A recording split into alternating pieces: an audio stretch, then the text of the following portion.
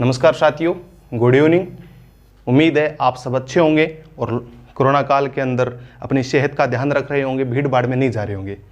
अब अपने सब्जेक्ट की बात करते हैं, भारतीय राजव्यवस्था की। भारतीय संविधान सभा का अपन ने अध्ययन किया, उसके बाद में अपन ने उद्देशिका का अध्ययन किया। अब अपना अगला टॉपिक है अपने अनुसूचियाँ, भारतीय संविधान की अनुसूचियाँ। अब इनको देखते हैं अपन।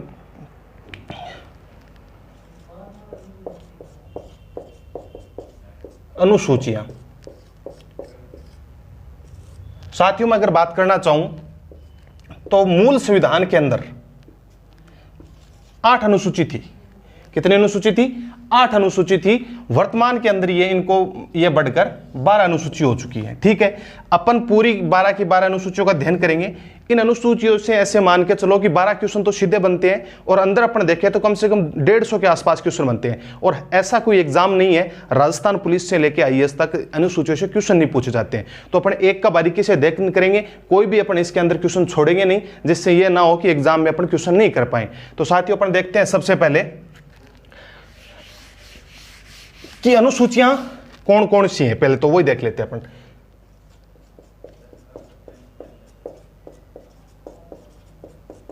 अनुसूचियां नंबर 1, पहली अनुसूची की अगर मैं बात करूं तो संघ व उसका राज्य क्षेत्र। संघ व उसका राज्य क्षेत्र, अपन इसको ऐसे भी लिख सकते हैं कि संघ, राज्य व संघ शासित प्रदेश।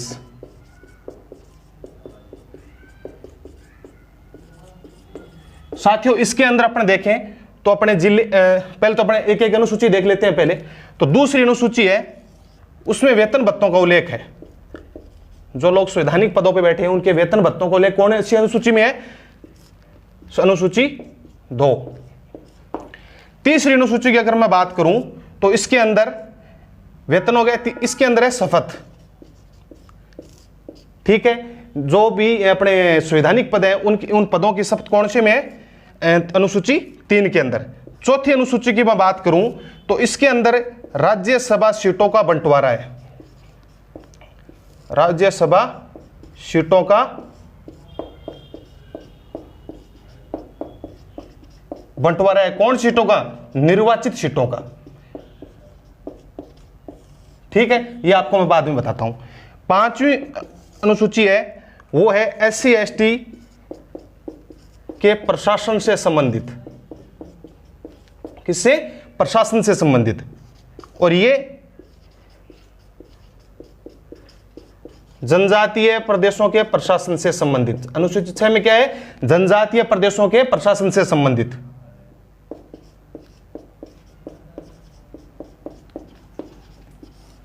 प्रशासन से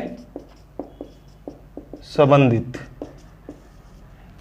ठीक है, 7वीं अनुसूची, इसमें विषयों का बंटवारा है। विषयों का बंटवारा। कितनी अनुसूची हो गई? 7। फिर अपन बात करते हैं अनुसूची 8, इसमें भाषाओं का, जो अनुसूची 8 के अंदर जो भाषाएं हैं, क्षेत्रीय भाषाएं, उनका उल्लेख कौन सी में है? अनुसूची 8 में। 9वीं अनुसूची की बात करूं, जिन विषयों का न्यायिक पुनरावलोकन नहीं किया जा सकता वो अनुसूची 9 के अंदर डाली गई है। जिन विषयों का न्यायिक पुनरावलोकन नहीं किया जा सकता उनको कौन सी में डाली गई है? अनुसूची 9 के अंदर। और 10 नंबर अनुसूची आप सभी भली भांति परिचित हैं, आयाराम गयाराम, मतलब दल बदल से संबंधित है इसमें। ठीक है, ये कानून डाला गया है। 11वीं अनुसूची है, वो पंचायती राज से संबंधित है। और 12वीं अनुसूची है, वो नगर निकाय से संबंधित है। 12वीं अनुसूची किससे? नगर निकाय। इस प्रकार अपन ने देखा कि 12 अनुसूचियां हैं, इनको अपन एक एक को पढ़ेंगे बांट बांट के। तो सबसे पहले लेते हैं अपन पहली अनुसूची।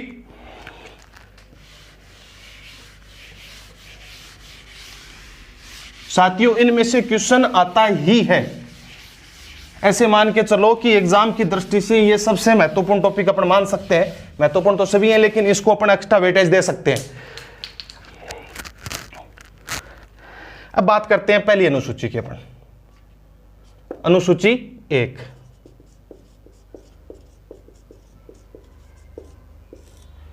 ठीक है कि भाई जो पहली अनुसूची है उसके अंदर अपन सबसे पहले देखें तो कितने राज्य हैं। अपने राज्यों की बात करें तो वर्तमान के अंदर कितने राज्य हैं, तो वर्तमान के अंदर कितने राज्य हैं, 28 राज्य। अब आप कहोगे 29 राज्य, 29वां राज्य तेलंगाना बना था 2 जून 2014 को। लेकिन साथियों मैं आपको एक बात बता दूं कि जम्मू कश्मीर को हटा दिया है ना, तो सबसे पहले देखें J&K था, उसको क्या है कि हटा के, राज्य से हटा के केंद्र शासित में डाल दिया गया। J&K व लद्दाख, ये 2 नए केंद्र शासित प्रदेश बन गए। ठीक है, और जो दादर अपन बात करते हैं कितने राज्य की, 28 राज्य, और केंद्र शासित कितने प्रदेश है, केंद्र शासित कितने प्रदेश मानोगे, तो केंद्र शासित प्रदेश वर्तमान के अंदर 8 हैं। पहले कितने थे, 7 थे वर्तमान में। अब आप कहोगे जम्मू कश्मीर व लद्दाख को 2 ये बन गए केंद्र शासित, तो ये 9 होने चाहिए। लेकिन दादरा नगर हवेली और दमन दीव, दादर नगर हवेली ये पहले केंद्र शासित प्रदेश था, और दमन दीव ये भी केंद्र शासित प्रदेश था। लेकिन अब इन दोनों को मिलाकर एक कर दिया गया। ठीक है, और ये 2 हो गए, तो कितने हुए, पहले 7 थे, 2 बने 9, एक वापिस इनको मिलाकर दोनों को एक एक कर दिया, तो कितने हो गए, 8। ठीक है, समझ गए इस बात को आप। अब अपन बात करते हैं जो 29वां राज्य था, कौन सा था,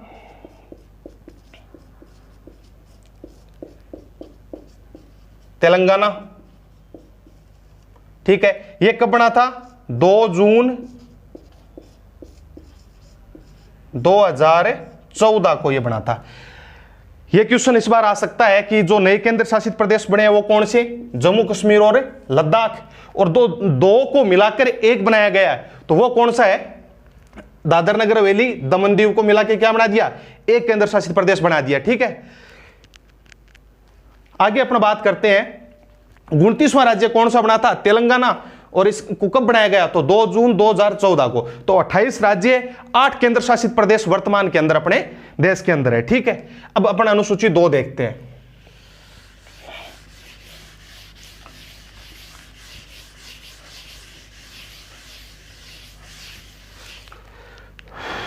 अनुसूची 2,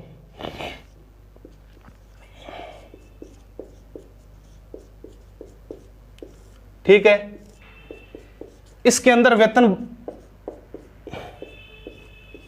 भत्तों का प्रावधान है। इसके अंदर वेतन भत्तों का प्रावधान है। अब इसमें देखो किस किस के वेतन इसके अंदर है, तो आपको मैं बता दूं कि इसके अंदर अपने इसके अंदर अपन देखते हैं कि अनुसूची 2 के अंदर वेतन भत्ते किस किस के हैं। तो इसमें सबसे पहले बात करते हैं कि एक तो संवैधानिक पद है उनके, जो संवैधानिक पद है उनके, तो अपन देखें इसके वेतन भत्ते हैं वो सबसे पहले इसमें राष्ट्रपति का, किन किन के वेतन भत्ते आ गए, राष्ट्रपति। फिर अपन देखते हैं, अब मैं कहूंगा कि उपराष्ट्रपति, तो इसमें राज्यसभा के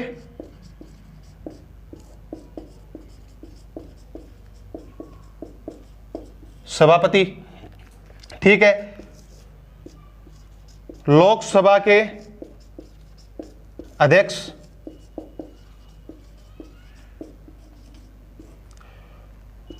4 नंबर पे लोकसभा के उपाध्यक्ष। ठीक है, फिर 5 पे अपन देखें तो राज्यसभा के सभापति हो गए, तो राज्यसभा के उपसभापति।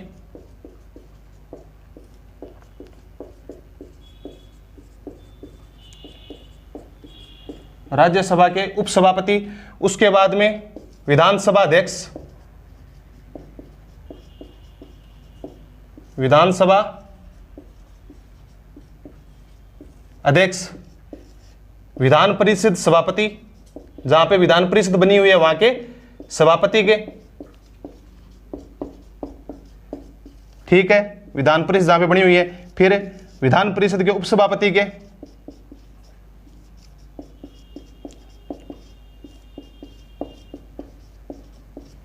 उपसभापति के। फिर अपन आगे इसमें देखें 9 के अंदर सर्वोच्च न्यायालय के न्यायाधीशों के वेतन भत्ते, सर्वोच्च न्यायालय के न्यायाधीशों के। फिर 10 नंबर पे अपने उच्च न्यायालय के वेतन भत्ते। फिर अपन देखें कैग के वेतन भत्ते, महालेखा नियंत्रक लेखा परीक्षक के इसमें वेतन भत्ते। फिर अपन देखें तो महान्यायवादी के, ठीक है, महान्यायवादी। तो इसमें किस किस के वेतन हो गए? राष्ट्रपति का वेतन कितना होता है? 5 लाख, और राज्यसभा के सभापति का वेतन 4 लाख, ठीक है। और के वेतन भत्ते यहाँ पे देख लेना। तो इसमें राष्ट्रपति के वेतन भत्ते, राज्यपाल के, सभापति के, सॉरी राज्यसभा के, तो राज्यसभा का सभापति कौन होता है? राष्ट्रपति, उपराष्ट्रपति राज्यसभा का सभापति होता है, ठीक है। फिर लोकसभा के अध्यक्ष के, लोकसभा के उपाध्यक्ष के, राज्यसभा के सभापति के और राज्यसभा के उपसभापति के, विधानसभा अध्यक्ष के, विधानसभा उपाध्यक्ष के और विधान परिषद अध्यक्ष के, जहां पे विधान परिषद है, विधान परिषद के सभापति के और विधान परिषद के उपसभापति के। उसके बाद में अपन देखें सर्वोच्च न्यायालय के जो न्यायाधीश हैं उनके वेतन भत्ते, और जो उच्च न्यायालय के न्यायाधीश हैं उनके वेतन भत्ते। और उसके बाद में अपन देखें तो कैग के, महालेखा नियंत्रक परीक्षक के, और उसके बाद में देखें तो महान्यायवादी के वेतन भत्ते। किस पे डिपेंड करता है? अनुसूची 2 के अंदर इनके वेतन भत्तों का उल्लेख किया गया है। अब अपन देखते हैं तीसरी अनुसूची।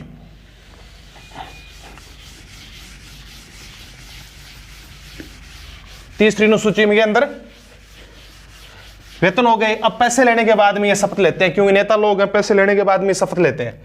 तो अनुसूची 3 शपथ। अब अपन शपथ में बात करेंगे कि इनमें किन किन की शपथ आती है, ठीक है। किस इसमें अपन देखें शपथ किस किस की है। तो शपथ का क्या है कि इसमें दिया गया है प्रारूप। किसकी शपथ का प्रारूप है अपन वो देख लेते हैं। इसमें सबसे पहले तो ये देखते हैं कि राष्ट्रपति की शपथ का इसमें प्रारूप नहीं है। किसकी? राष्ट्रपति की, क्योंकि राष्ट्रपति वो जो शपथ लेता है अनुच्छेद 60 के तहत लेता है। कौन से अनुच्छेद के तहत लेता है? अनुच्छेद 60 के अंदर राष्ट्रपति शपथ लेता है, ठीक है। फिर अपन इसमें देखते हैं उपराष्ट्रपति, ठीक है। तो उपराष्ट्रपति कौन से अनुच्छेद के तहत शपथ लेगा? तो उपराष्ट्रपति है वो अनुच्छेद 69, अनुच्छेद 69 के अंदर। तो किस किस की हो गई? राष्ट्रपति की हो गई, उपराष्ट्रपति की हो गई। तो उसके बाद में अपन देखें तो राज्यपाल की,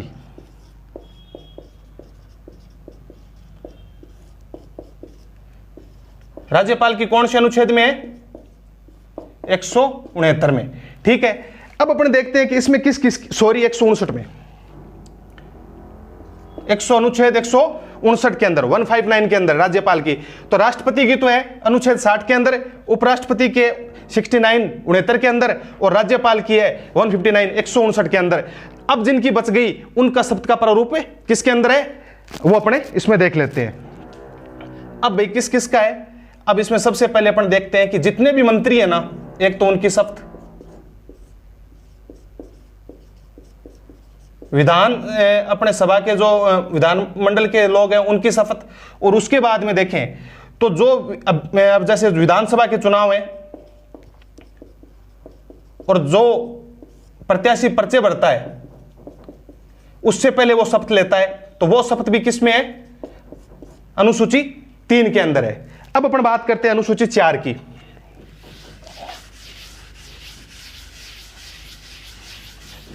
अनुसूची 4,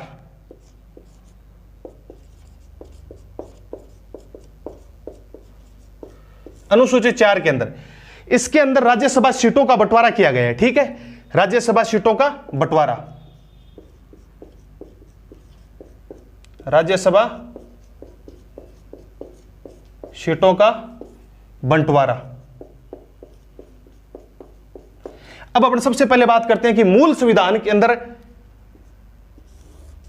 इसमें सबसे पहले राज्यसभा सीटों का बंटवारा कौन सी अनुसूची के अंदर है? अनुसूची 4 के अंदर। अब साथियों इसमें देखते हैं कि राज्यसभा सीटें टोटल कितनी है? कुल 250, लेकिन वर्तमान में अपनी कितनी यूज में ले रहे हैं? कितने पे हो रहा है? 245 के ऊपर।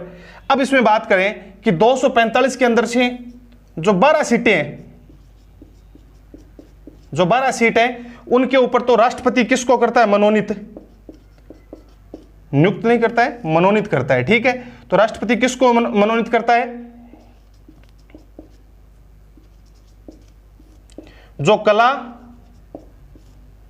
साहित्य, समाज सेवा, कला, साहित्य, समाज सेवा और संस्कृति से जो विद्वान होते हैं, जो इनसे जुड़े हुए लोग होते हैं, जो महान विद्वान होते हैं, उनको राष्ट्रपति मनोनीत करता है। ठीक है, 12 सीटें ये हो गई। अब अपन देखें कि 245 में से 12 गई तो कितनी बची पीछे? 233। अब इन 233 सीटों के लिए चुनाव होता है। अब इन 233 का भी अपन वर्गीकरण करें तो 233 के अंदर से 8 निकाल दो, कितनी बची? 233 माइनस 8 कितनी बची? मैथ आती नहीं क्या? और बाकी जो सीटें हैं वो यहां पे आ जाएंगी। ठीक है, तो इनका निर्वाचन 8 सीटें हैं वो केंद्र शासित प्रदेश की हैं। किसकी है? केंद्र शासित प्रदेश की।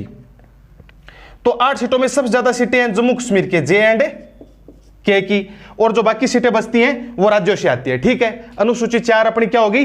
कंप्लीट हो गई। अब अपन आगे देखते हैं कि इस प्रकार से। और सबसे ज्यादा राज्यसभा की सीटें कहां से हैं? सबसे ज्यादा सीटें राज्यसभा की कहां से हैं? उत्तर प्रदेश से हैं।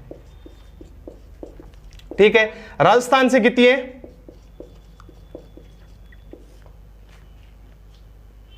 राजस्थान से 10 सीटें हैं। और सबसे कम है वो आपको पता ही, एक सीटें हैं वो 8 राज्यों से हैं। उनको आप देख लेना क्योंकि फिर बड़ा हो जाएगा। अब अनुसूची आती है 5 अनुसूची के अंदर। तो अनुसूची 5 के अंदर क्या है वो अपन देखते हैं। अनुसूची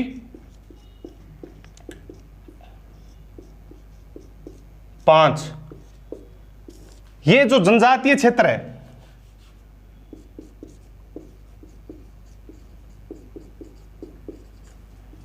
जनजातीय क्षेत्र के प्रशासन से संबंधित है। प्रशासन से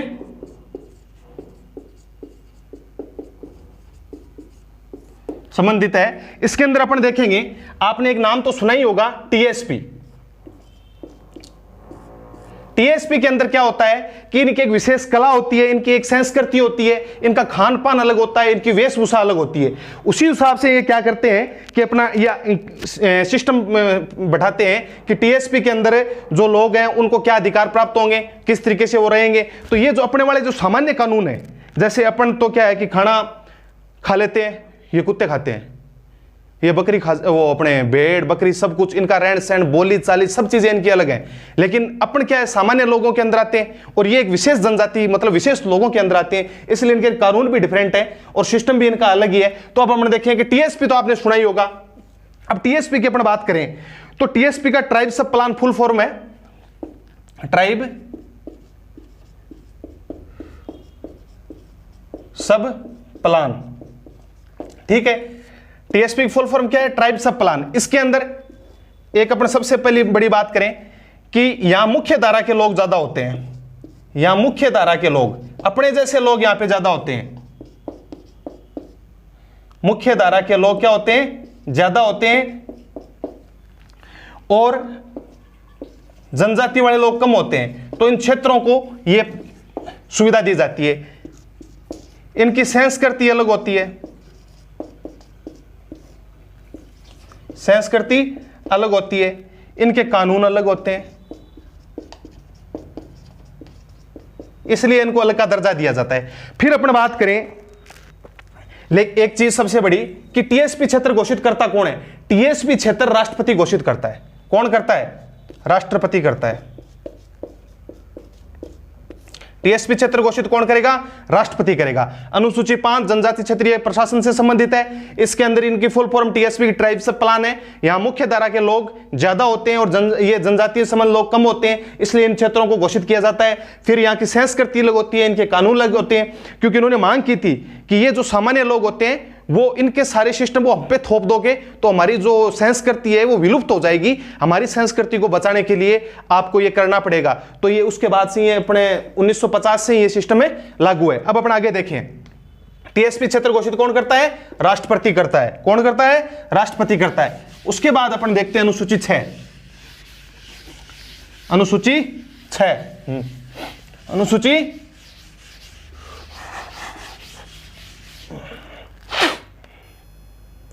अनुसूची 5 हो गई थी। अनुसूची 6 की बात करते हैं अपन। अनुसूची 5 के अंदर अपन बात की कि जहां मुख्य धारा के लोग ज्यादा होते हैं, ठीक है। अब अनुसूची 6 के अंदर अपन देखेंगे मुख्य धारा के लोग कम होते हैं और जनजातीय लोग ज्यादा होते हैं, वो अनुसूची 6 के अंदर आते हैं, ठीक है। जनजातीय राज्यों के प्रशासन से संबंधित, ठीक है ना। अब इसके अंदर देखते हैं कि जहां मुख्य धारा के लोग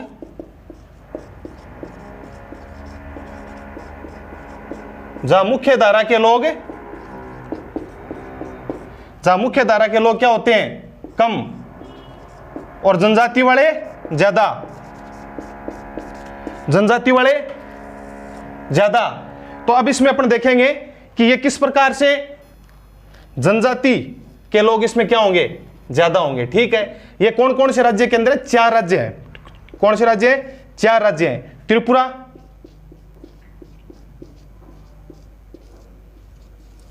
असम, मेघालय और मिजोरम।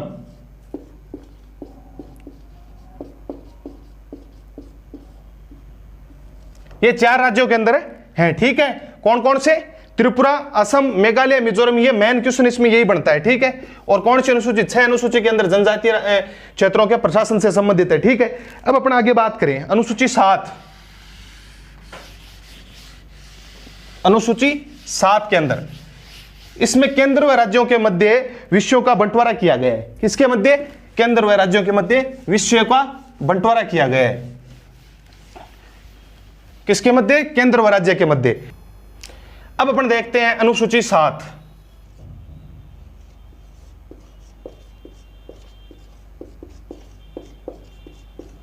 अनुसूची 7 इसमें से क्वेश्चन बनते हैं काफी, वो अपन देख लेंगे।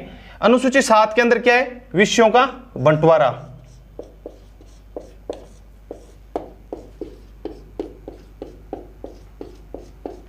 किसके मध्य, केंद्र व राज्य के मध्य,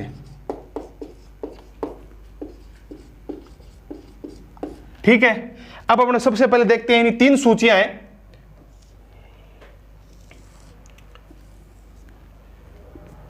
जो मूल रूप से अपन पढ़ते हैं, संघ सूची, राज्य सूची और समवर्ती सूची। कौन सी सूची, संघ सूची, राज्य सूची, समवर्ती सूची, और चौथी सूची की अपन बात करें तो अवशिष्ट।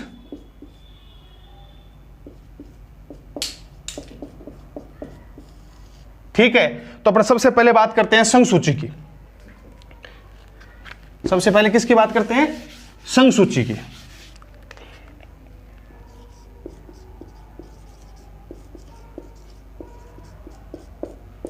संघ सूची की, संघ सूची के अंदर कितने विषय हैं, पहले 97 थे, अब बढ़ के कितने हो गए, 100 हो गए, ठीक है।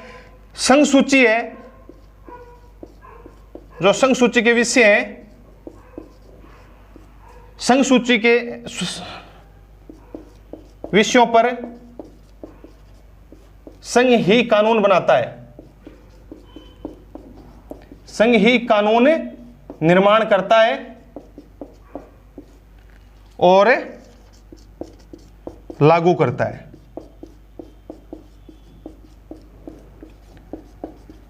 संघ इसका कानून के निर्माण करता है और संघ इसको लागू करता है। कितने विषय, 97 विषय थे, लेकिन वर्तमान में कितने, 100 हैं, 3 विषय इसमें बढ़ गए। अब अगर आप आगे देखें तो राज्य सूची की बात करें। राज्य सूची,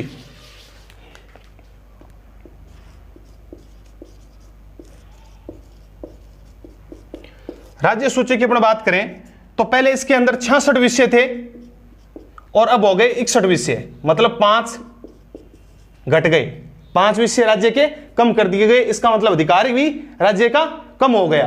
अब अपन इसमें देखते हैं, जो राज्य सूची, अगर राज्य सूची के विषय पर राज्य को कानून बनाने का अधिकार है, राज्य को कानून निर्माण का अधिकार है और लागू करने का अधिकार है। ठीक है, कानून निर्माण का अधिकार और लागू करने का भी अधिकार है। ठीक है, अब बात करें अपने संघ सूची, सॉरी संघ राज्य समवर्ती सूची की बात करें अपने समवर्ती सूची।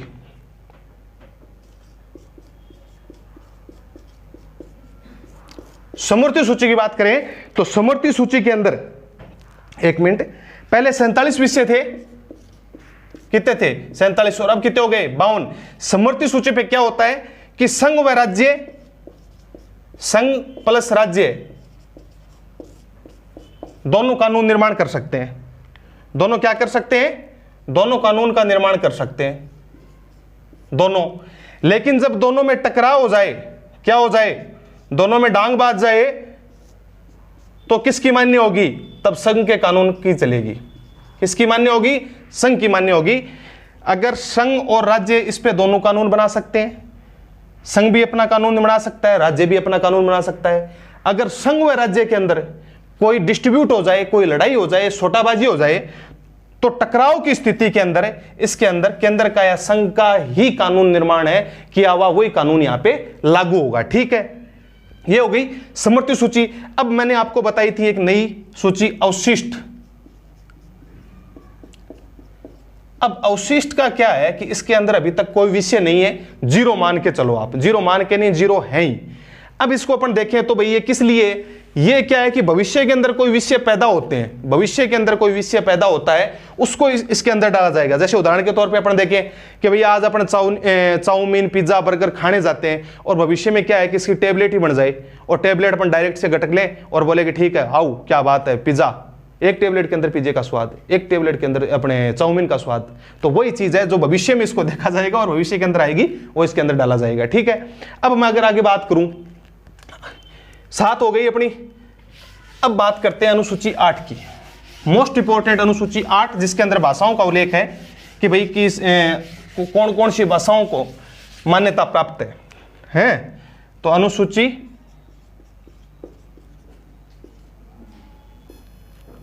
8 अपन बात करते हैं अनुसूची 8 की।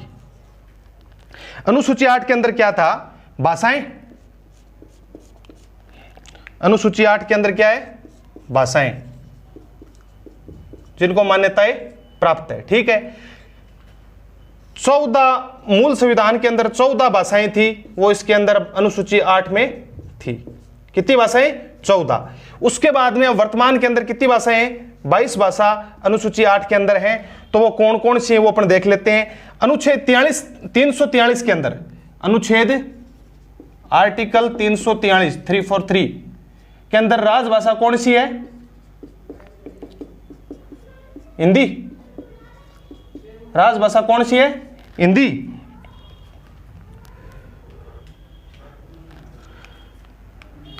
राजभाषा हिंदी, अनुच्छेद 343 के अंदर। ठीक है, अब अपन देखते हैं कि ये जो 14 तो ये हो ही गई थी, उसके बाद में 15वीं की बात करते हैं कि 15वीं भाषा कौन सी थी। तो 15वीं के अंदर बात करें तो सिंधी थी। कौन सी राजभाषा थी? सॉरी, कौन सी भाषा को जोड़ा गया? अनुच्छेद 15 के अंदर, सॉरी अनुच्छेद 343 के अंदर राजभाषा को उल्लेख है हिंदी। ठीक है, और राजभाषा का दर्जा किसे दिया गया था? हिंदी को। लेकिन इसके साथ ही 15 वर्ष के लिए अंग्रेजी को भी सहायक राजभाषा का दर्जा दिया गया था। सहायक राजभाषा का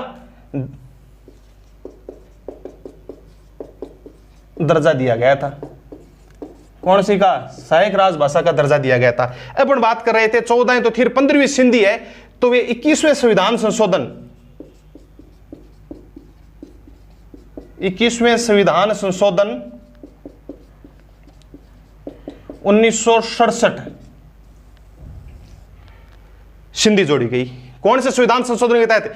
21वें संविधान संशोधन के अंदर ये जोड़ी गई थी। ठीक है, अब अपन बात करते हैं तो 16, 17, 18 ये 3 भाषाएं 1992 के अंदर जोड़ी गई थी, वो है नेपाली, मणिपुरी और कोंकणी। नेपाली, मणिपुरी और कोंकणी, 3 देख लो। 15वीं थी सिंधी। 21वें संविधान संशोधन 1968 के तहत 67 के तहत 16, 17, 18 3 नेपाली, मणिपुरी और कोंकणी ये जोड़ी गई थी 71वें संविधान संशोधन के तहत। 71वें संविधान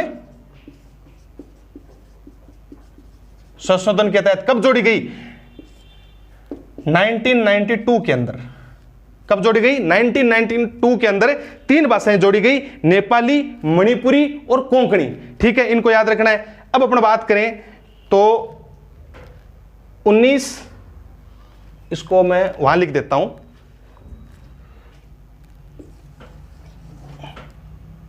19, 20, 21, 22 ये 4 भाषाएं।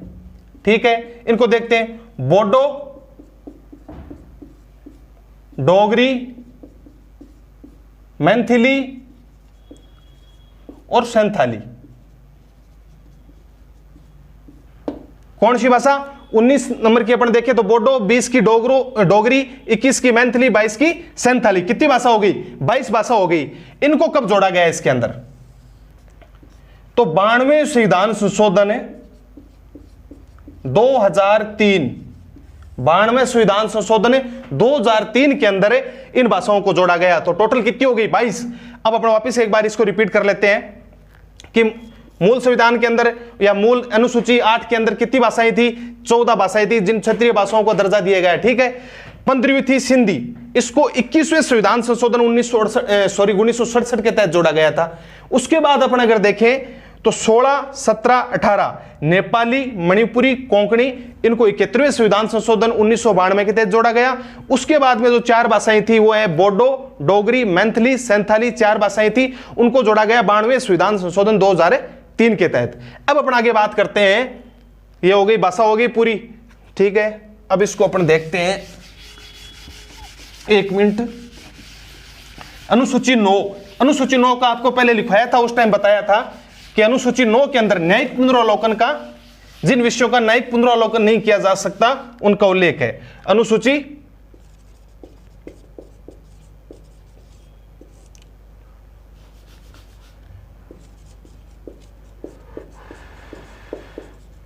अनुसूची 9, अनुसूची 9 की बात करें तो जिन विषयों का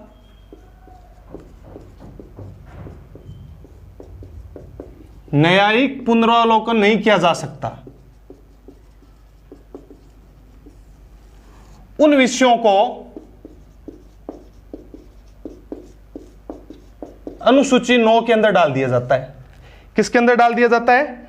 अनुसूची 9 के अंदर डाल दिया जाता है। जिन विषयों का न्यायिक पुनरावलोकन नहीं किया जा सके, जैसे अपन बात करें भूमि संशोधन विधेयक, कृषि से कोई रिलेटेड कोई विधेयक हो जिनको सरकार चाहती है, जैसे सरकार है वो किसानों की भूमि है वो लेना चाहती है, तो ऐसे कानून है, अगर वो कोर्ट चला जाए तो उस पर रोक लग जाए, तो इनको अनुसूची के अंदर डाल देती है, जिनसे फिर कोई कुछ नहीं कर पाता, किसान दर दर की ठोकरें खाता फिरता है। अब अपन देखते हैं इसके अंदर कि 9वीं अनुसूची के अंदर है ये प्रथम संविधान संशोधन है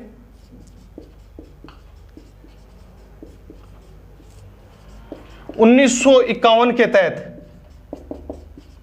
9वीं अनुसूची जोड़ी गई थी। सबसे पहले कौन सी? 8 तो अनुसूचियां थी मूल में, लेकिन इस सबसे पहले कौन सी जोड़ी गई? 9वीं को प्रथम संविधान संशोधन 1951 के तहत। लेकिन इसमें एक चीज, नई चीज आई है, वो मैं आपको बता दूं। 24 अप्रैल 1975 सुप्रीम कोर्ट ने 2007 में एक निर्णय दिया था। सुप्रीम कोर्ट ने 2007 में एक निर्णय दिया था, वो इस प्रकार था कि जिन विषय जो 24 अप्रैल 1975 के बाद में जिन विषयों को अनुसूची 9 के अंदर डाला गया है उनका न्यायिक पुनरावलोकन किया जा सकता है। यह एक अति महत्वपूर्ण क्वेश्चन है कि जिन विषयों को 24 अप्रैल 1975 के अंदर, 75 के बाद के जो विषय हैं और जो इसके अंदर डाले गए हैं उनका न्यायिक पुनरावलोकन हो सकता है। ऐसा कब डिसीजन दिया? ऐसा डिसीजन दिया था 2007 के अंदर। कब दिया? 2007 के अंदर। अति महत्वपूर्ण, इसको ध्यान रखना, ठीक है। ये नई अनुसूची हो गई। अकॉर्डिंग टू राजस्थान पुलिस, इतना मैटर बहुत ज्यादा है और इससे ज्यादा की जरूरत नहीं है राजस्थान पुलिस में, और इससे क्वेश्चन बाहर भी नहीं जाने राजस्थान पुलिस के। पेपर देख के आओ तब आप देख लेना और बता देना, ठीक है। अब बात करते हैं अनुसूची 10। अनुसूची 10,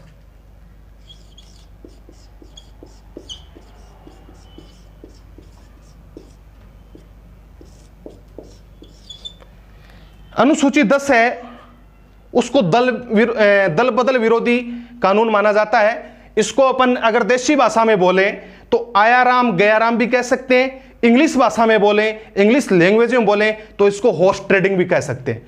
जो वर्तमान के अंदर आप इस 10वीं अनुसूची से भली भांति परिचित हो कि जैसे अभी राजस्थान के अंदर हुआ, कांग्रेस की सरकार थी, उसको गिराने के लिए जो प्रपत्र रचे गए थे उसको आप हॉर्स ट्रेडिंग कह सकते हो। अब कहोगे कि हॉर्स ट्रेडिंग क्या है? तो हॉर्स ट्रेडिंग ये है कि जैसे ये मान लो बाजार लगा हुआ है, मीना बाजार लगा हुआ है, मीना बाजार के अंदर अकबर बाबर सब इकट्ठे हो रखे हैं, मतलब जितने भी लोग थे वो घोड़े खरीदने वाले सब इकट्ठे हो रखे हैं।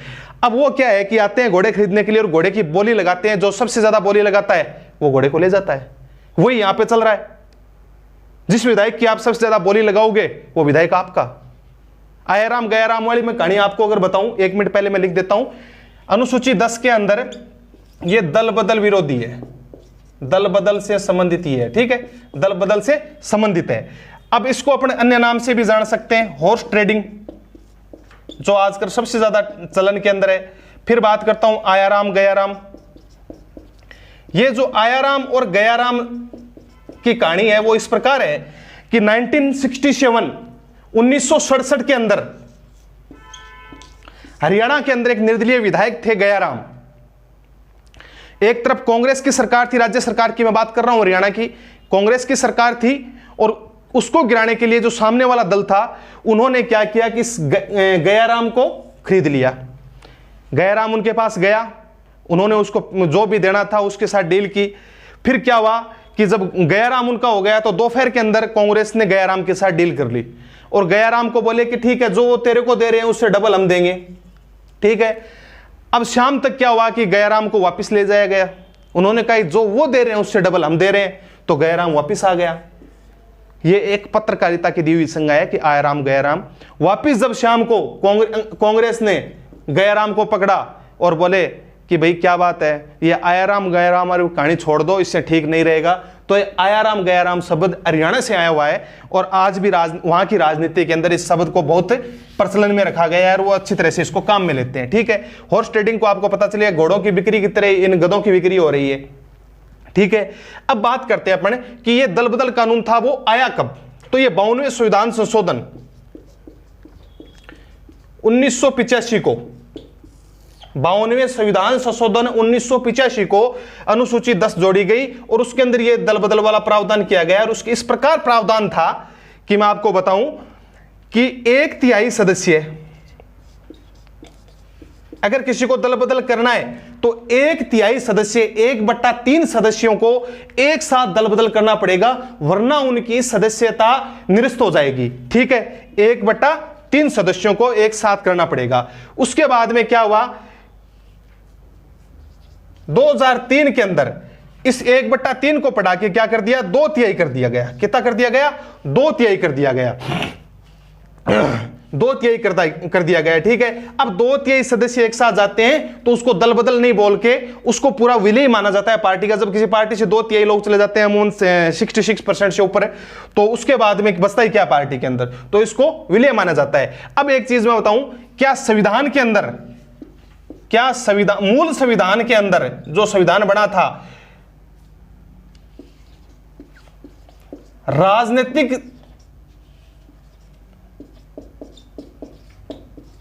दल शब्द का उल्लेख है? तो राजनीतिक दल शब्द का मूल संविधान में कतई उल्लेख नहीं है, ठीक है। अब बात करें कि वर्तमान के अंदर संविधान के अंदर राजनीतिक दल शब्द का उल्लेख है, तो बिल्कुल वर्तमान के अंदर ये जो दल बदल वाला था ना, इसमें कहा गया कि कोई भी राजनीतिक दल, तो इसके अंदर ये जोड़ा गया है। अब अगर अपन बात करें अनुसूची 11 की, अनुसूची 11 है वो पंचायती राज से संबंधित है। अनुसूची 12 है वो नगर निकाय से संबंधित है।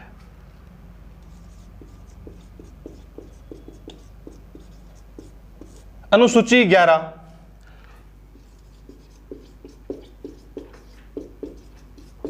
अनुसूची 12, अनुसूची 11 को 73वें संविधान संशोधन,